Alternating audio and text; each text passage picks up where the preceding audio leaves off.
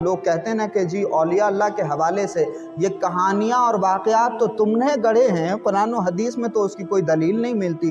شاید انہوں نے سورہ کہف کو نہیں پڑھا۔ قرآن مجید میں سورہ کہف ہے، اور سورہ کہف میں اصحاب کہف کا اللہ رب العزت نے تذکرہ کیا، اور وہ جو اصحاب کہف تھے وہ کوئی نبی نہیں تھے، وہ اللہ کے ولی تھے، اللہ کے دوست تھے، بنی اسرائیل کے اولیاء تھے۔ اور ان اولیاء کا تذکرہ قرآن مجید میں اس انداز میں کیا کہ اللہ رب العزت نے ان اولیاء کے حوالے سے پوری سورت نازل فرما دی، اور پھر پوری سورت اس شان سے نازل فرمائی کہ انہوں نے سفر کیا تو اس سفر کا بھی ذکر اللہ نے قرآن مجید میں کیا، اور سفر کے دوران جب ایک کتا ان کے پیچھے پیچھے ہو لیا تو وہ کتے کو بھگانا چاہتے تھے، اس کو پیچھے رکھنا چاہتے تھے، اس کو اپنے ساتھ میں نہیں لینا چاہتے تھے۔ پھر کتے نے دو ٹانگوں پر کھڑے ہو کر کے، قرآن مجید ہے، امام قرطبی نے تفسیر قرطبی میں اس کو لکھا، قرآن مجید کی تفسیر میں یہ بات موجود ہے کہ وہ کتا جو اصحاب کہف کے پیچھے پیچھے چلا، جب اس کو پتھر مارنے لگے اور اس کو خود سے دور کرنے لگے تو وہ کتا دو پیروں پر کھڑا ہوا اور اپنے آگے کے دو پیر اٹھائے اور دعا کرنے لگا کہ باری تعالیٰ مجھے زبان عطا فرما دے تاکہ میں اپنا مدعا ان کے سامنے رکھ سکوں، اپنا کیس ان کے سامنے رکھ سکوں۔ اللہ رب العزت نے اس کتے کو زبان عطا فرمائی تو وہ کتا اصحاب کہف سے کہتا ہے قرآن ہے، یہ قرآن، یہ کوئی CBSE پیٹرن کے 10ویں کلاس کی کوئی کتاب نہیں ہے، قرآن میں کتے کا ذکر ہے، اور قرآن کہتا ہے کہ اس کتے کو اللہ نے پھر زبان عطا فرمائی۔ اب وہ کتا ان اولیاء سے کہتا ہے کہ آپ مجھے اپنے ساتھ رکھیے، اللہ کی قسم میں اولیاء سے دشمنی کرنے والا نہیں ہوں، میں تو اللہ کے دوستوں سے محبت کرنے والا ہوں۔ یہ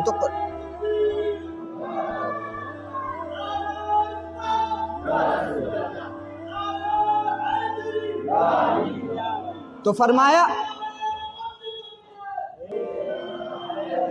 تو کہا کہ میں تو اولیاء اللہ سے محبت کرنے والا ہوں، میں نفرت کرنے والا نہیں ہوں۔ تو جب اس کی زبان سے اولیاء اللہ نے وہ کلام سنا تو پھر اس کتے کو اپنے پیچھے آنے دیا، یعنی وفاداروں کی ہر جگہ قدر ہوتی ہے، یہ وفاداروں کی ہر جگہ قدر ہوتی ہے۔ اگر انسان بے وفا ہو تو وہ اس کتے سے بھی بدتر ہے، اگر کتا وفادار ہے تو اس کا مرتبہ ان انسانوں سے کہیں زیادہ بڑھ جاتا ہے جو اولیاء اللہ کے گستاخ ہوتے ہیں۔ اور قرآن مجید میں ذکر ہوا، اب وہ کتا ان کے پیچھے پیچھے چل دیا۔ 309 سال کا ذکر ہے تفسیروں میں، 309 سال تک اصحاب کہف اس غار میں سوتے رہے۔ وہ ظالم بادشاہ سے چھپ کر کے نکلے تھے، ایک غار میں اللہ رب العزت نے ان کو ایسی نیند عطا فرمائی کہ وہ اس غار میں جا کر کے آرام کرنے لگے۔ اصحاب کہف کا پورا واقعہ سورہ کہف میں موجود ہے، آپ تفسیر پڑھیں گے تو آپ کو سب کچھ مل جائے گا۔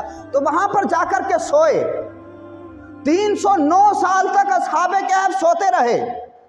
اب قرآن مجید میں جب اصحاب کہف کا ذکر ہوا تو فرمایا گیا کہ سیقولون ثلاثۃ ورابعهم کلبهم۔ اگر آپ تذکرہ کریں کہ بھئی ہمارے ساتھ 3 لوگ ہیں، کتا بھی آپ کے ساتھ ہو تو آپ یہ تو نہیں کہتے کہ ہمارے ساتھ کتا بھی ہے؟ جی اگر کوئی بڑی فیملی ہو جو کتے پالنے کا شوق رکھتی ہے، اگر وہ کتوں کو لے کر کے سفر کرتے ہیں، 10-15 لوگ ساتھ ہوں، تو وہ یہ تو نہیں کہتے کہ جی 10 لوگ ہم ہیں اور ساتھ میں ہمارا کتا ہے، یہ تو نہیں کہتے نا۔ قرآن مجید میں یہ الفاظ بیان کیے ہیں۔ سورہ کہف پڑھ کر کے آپ دیکھیے کہ قرآن مجید میں کہا گیا کہ وہ اصحاب کہف 3 تھے اور چوتھا ان کا کتا تھا۔ یعنی قرآن مجید میں یہ بات اس امت کے لوگوں کو سمجھائی جا رہی ہے کہ تم اولیاء کے مرتبے کو کم نہ سمجھنا، صوفیاء کے مرتبے کو کم نہ سمجھنا۔ جو اللہ کے نیک بندے ہوتے ہیں ان کا مقام و مرتبہ یہ ہوتا ہے کہ اگر انسان تو انسان، ان کی صحبت میں کوئی کتا بیٹھ جائے، وہ وفاداری کا وعدہ کر لے تو اللہ رب العزت اس کتے کا ذکر اپنے پاک کلام میں اس شان سے بیان کرتا ہے کہ قیامت تک جب تک یہ قرآن مجید کی تلاوت ہوتی رہے گی، اصحاب کہف کی فضیلتوں کے ساتھ ان کے ساتھ رہنے والے کتے کے واقعات بھی بیان کیے جاتے رہیں گے۔ تو پھر پڑھیے نا اولیاء کی فضیلتیں۔ یہ لوگوں کو اولیاء اللہ کے مزارات پر صرف چادریں چڑھانے والے کیوں دکھائی دیتے ہیں؟ صرف صوفیاء کرام کے مزارات پر پھول چڑھانے والے کیوں دکھائی دیتے ہیں؟ اولیاء کی فضیلت اگر سمجھنا ہو تو اصحاب کہف کا واقعہ پڑھیے، اور کیا پروٹوکول دیا اللہ رب العزت نے ان کو۔ وَتَرَى الشَّمْسَ إِذَا طَلَعَتْ تَزَاوَرُ عَنْ كَهْفِهِمْ ذَاتَ الْيَمِينِ وَإِذَا غَرَبَتْ تَقْرِضُهُمْ الشِّمَالِ وَهُمْ فِي فَجْوَةٍ مِّنْ ذَلِكَ مِنْ آیَاتِ اللَّهِ۔ یہ قرآن مجید ہے، کیا خوبصورت بات ہے، کیا خوبصورت بات ہے۔ اللہ کہتا ہے کہ وہ اصحاب کہف جس غار میں سوئے تھے، ہم نہیں چاہتے تھے کہ ان کی نیند میں خلل پڑے۔ سبحان اللہ، کوئی خاص مہمان آتا ہے تو گھر میں برتن نہیں بجنے دیتے آپ کہ اس کی نیند میں ڈسٹربنس نہ پیدا ہو جائے۔ احترام ہے، یہ عزت ہے۔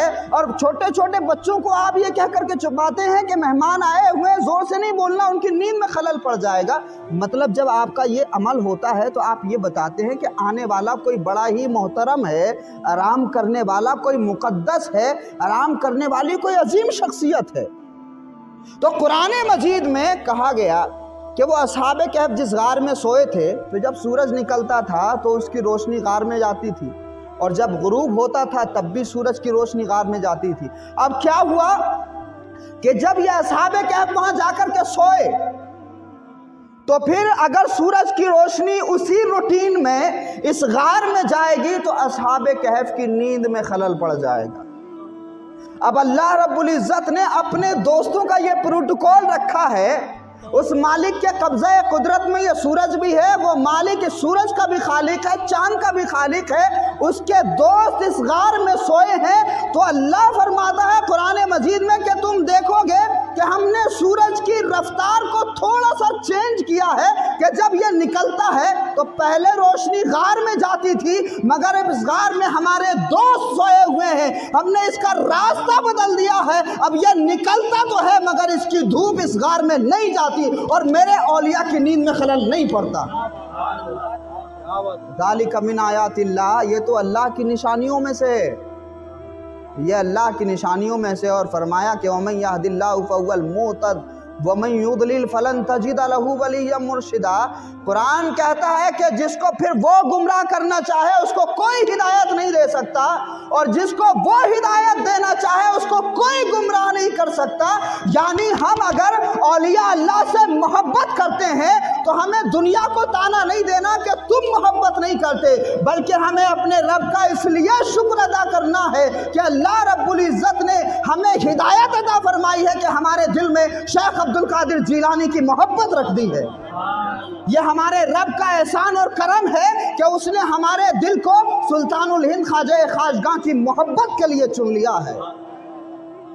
اور ولیوں سے صرف وہی محبت کر سکتا ہے جس کو اللہ رب العزت نے اپنے محبوب بندوں کی محبت کے لیے چن لیا ہے۔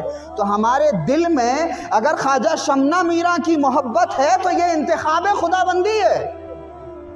اگر ہمارے دل میں سرکار خواجہ نصیر الدین محمود روشن چراغ دہلی کے لیے پیار ہے تو یہ انتخاب خدا بندی ہے۔